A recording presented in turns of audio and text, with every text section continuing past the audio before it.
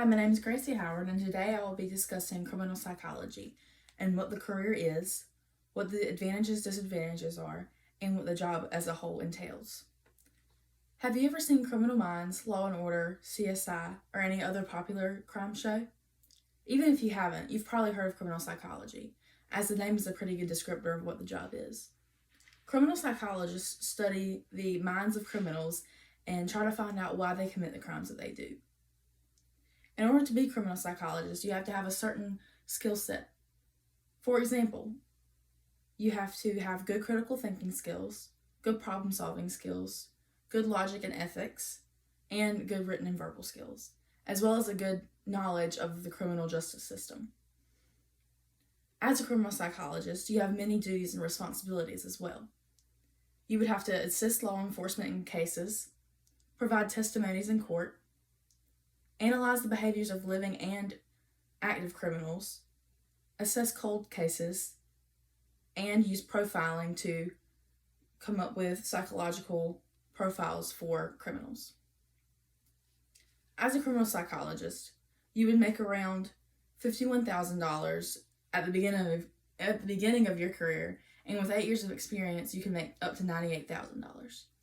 According to ZipRecruiter, you can make $80,610 on average in 2021.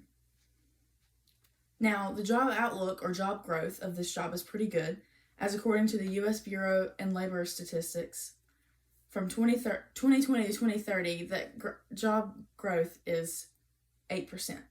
This is a pretty good growth rate, meaning that over the years, the job will become more popular and it will be more needed. So you have an 8% growth rate. Employment opportunities such as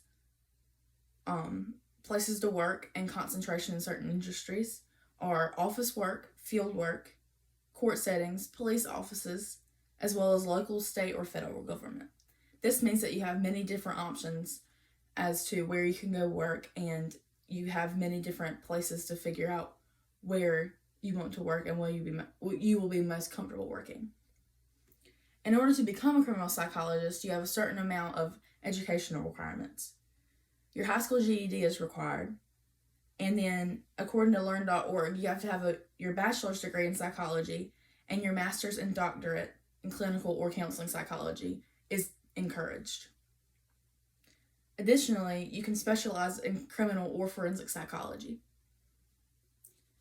There are a few colleges that specialize in this field, such as Arizona State, Marymount University, and Fordham University. All of these colleges have to have a 3.25 or higher GPA in order to get into the college.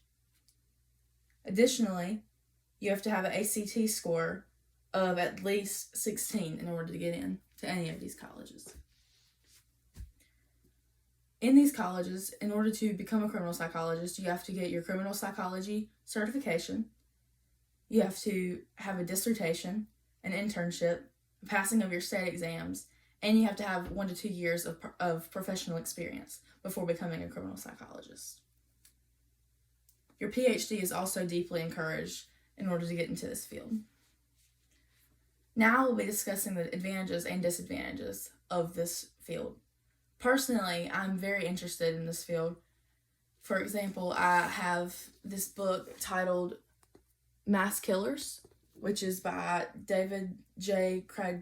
Krajicek, and it's about popular mass murderers and their psychological state and why they committed the crimes they do.